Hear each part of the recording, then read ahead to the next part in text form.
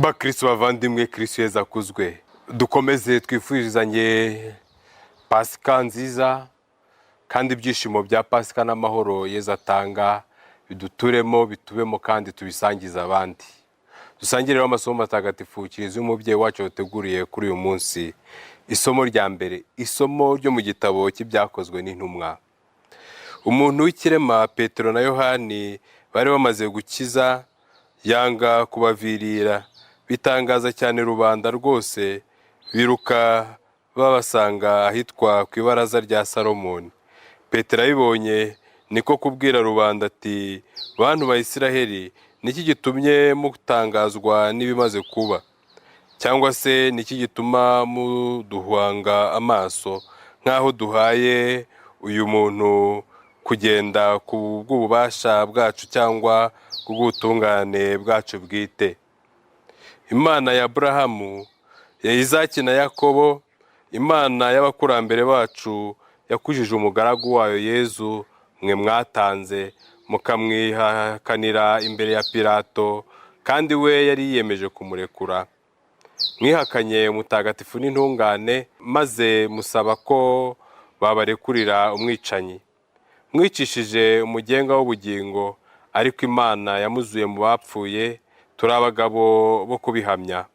Kubera ko twiringiye izina rya Yezu, iryo zina niryo ryakomeje uyu muntu mubona kandi muzi, maze ukwemera gukomoka kuri Yezu kumusubiza ubuzima bwe bwose mu maso yanyu mwese. None rero bavandimwe, nzi yuko ibyo mwabikoze mubitewe n'ubujiji kimwe n'abatware banyu.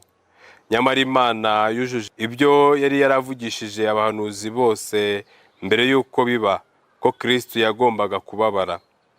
Nimwisubireho rero kandi mugarukire Imana, kugira ngo ibyaha byanyu bihanagurwe, bityo hazabeho ibihe by'ihumure muhawe na Nyagasani, ubwo azaboherereza Kristo wabagenewe, ari we Yezu, uwo ijuru rigomba kwakira kugeza ku bihe by'ivugururwa ry'ibintu byose. Ngibyo ibyo Imana yavugishije abahanuzi bayo batagatifu bo mu bihe bya kera. Koko Musa yaravuze ati, Nyagasani Imana azabonera mu bavandimwe banyu umuhanuzi umeze nkanjye, muzamwumvire mu byo azababwira byose. Umuntu wese utazumvira uwo muhanuzi azacibwa mu muryango wayo, kandi n'abahanuzi bose uhereye kuri Samueli no ku bamusimbuye bavuze iby'iyi minsi turimo. Ni mwebwe abaragwa b'abahanuzi n'abisezerano Imana yagiranye n'abasokuruza bacu igihe ibwiye Aburahamu iti, imiryango yose y'isi izaherwa umugisha mu rubyaro rwawe. Ni mwebwe mbere na mbere Imana yahingukirije umugaragu wayo, iramuboherereza kugira ngo abazanire umugisha, bityo buri muntu muri mwe abone kuzinukwa ibibi yakoraga. Iryo ni ijambo ry'Imana.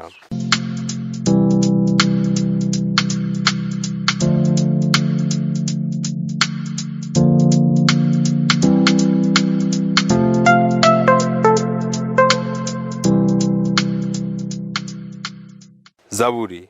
Uhoraho umutegetsi wacu, mbega ngo izina ryawe riramamara ku isi yose.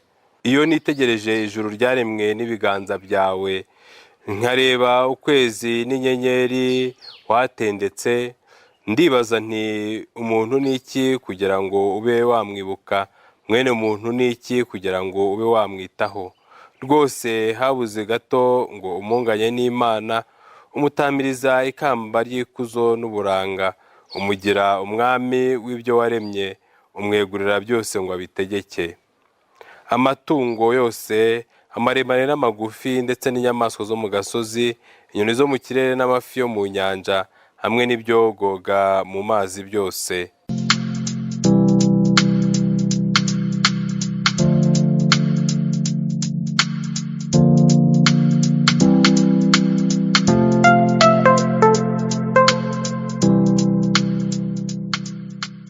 Nyagasani Yezu nabane namwe. Amagambo yo mu Ivanjiri ntagatifu uko yanditswe na Luka. abigishwa bari bavuye i Emawusi batekerereza ba 11 na bagenzi babo bandi uko byagenze mu nzira n'uburyo bamumenye amanyura umugati. Igihe bakivuga ibyo, Yezu ubwe aba nguyu ahagaze hagati yabo, arababwira ati nimugire amahoro. Barakangarana, bashya ubwoba, bakeka ko babonye umuzimu. Nuko arababwira ati ubwo bwoba bwose mufite n'ubw'iki, kandi mutewe n'iki gushidikanya mu mitima yanyu? Nimurebe ibiganza n'ibirenge byanjye, ni njyewe ubwanjye. Nimunkoreho maze mumenye ko umuzimu atagira umubiri cyangwa amagufwa nk'uko muruzi mbifite. Avuga ibyo abereka ibiganza n'ibirenge bye. Uko bakamazwe n'ibyishimo ntibanyurwa, baba abo gutangara gusa. Noneho arababwira ati hari icyo kurya mufite hano? Bamuhereza igice cy'ifi yokeje, aracyakira akirira imbere yabo. Nuko arababwira ati ibyo nibyo nababwiraga nkiri kumwe namwe, ni ngombwa ko huzuzwa ibinyerekeyeho byose byanditswe mu mategeko ya Musa, mu bitabo by'abahanuzi no muri Zaburi. Aherako ahugura ubwenge bwabo ngo bajye bumva ibyanditswe. Maze arababwira ati handitswe ko Kristo agomba kubabara, maze ku munsi wa gatatu akazuka mu bapfuye, kandi ko uhereye i Yerusalemu abantu bo mu mahanga yose bagomba kwigishwa mu izina rye ibyerekeye ukwisubiraho n'ibibabarirwa ry'ibyaha. Ibyo nimwe bagabo bashinzwe kubihamya. Iyo ni ivanjiri ntagatifu.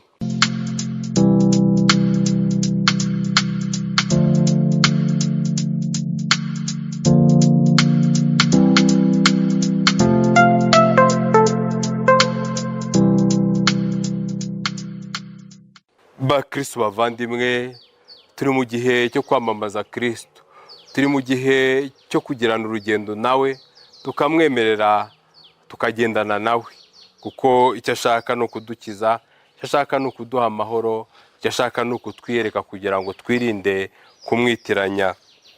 Mu isomo rya mbere, Petero azi neza ko adakoresha ububasha bwe bwite cyangwa ngo abe ari intungane.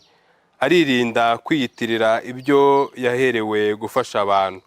Ashishikariza bose kwisubiraho no kugarukira Imana kugira ngo babone gukira.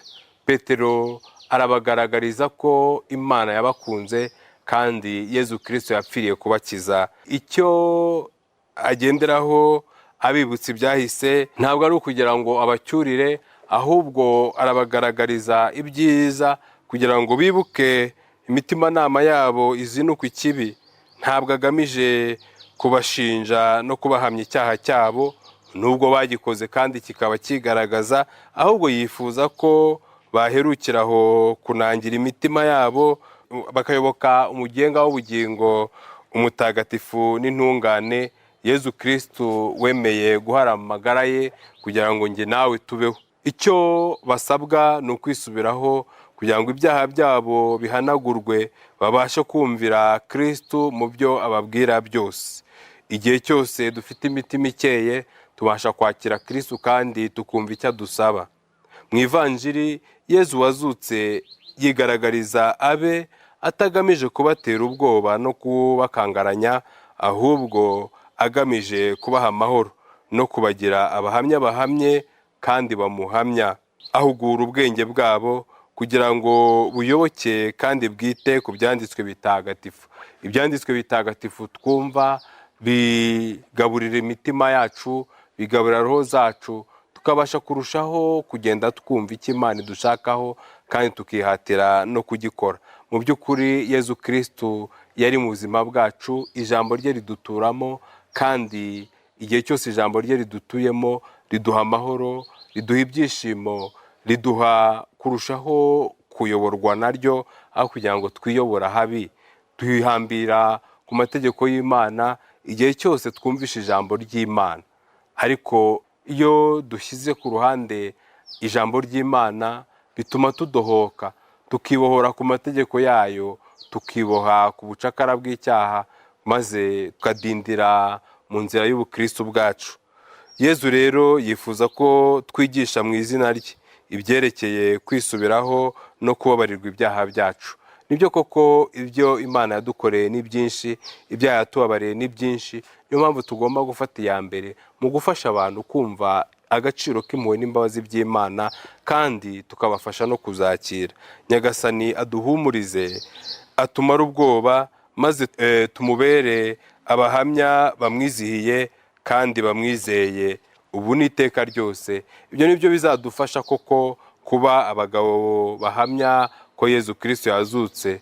Ibyo ngibyo bidusaba kwisubiraho no kugarukira Imana ikiza, kwakira umugisha wa Yezu Kristo no kuzinukwa ibibi twakoraga, kwakira amahoro ye no kudashidikanya ku mukiro yaduhaye. Ibyo bidusaba guhugurwa ubwenge nawe ngo twumve ibyanditswe bitagatifu, maze igihe cyose tubyumvise biturememo icyizere, biturememo amizero adufasha kurushaho twumva urukundo Imana idukunda ndetse n'agaciro k'umukiro yaduhaye. Kuba abagabo bahamya ko Yezu Kristo yazutse bidusaba kwigishwa no kwigisha mu izina rye ibyerekeye ukwisubiraho no kubabarirwa ibyaha. Tubisabirane rero, tubeho koko turi abahamya bahamye b'urukundo rw'Imana mu bantu, urwo rukundo rwigaragarije mu rupfu n'izuka bya Yezu Kristo. Nyagasani Yezu nabane namwe. Ushobora byose kandi akabana nyirimpuhwe nabaho umugisha, abarinda bakomeza biteho, abaha amahoro. Imana Data na Mwana na Roho Mutagatifu. Amen.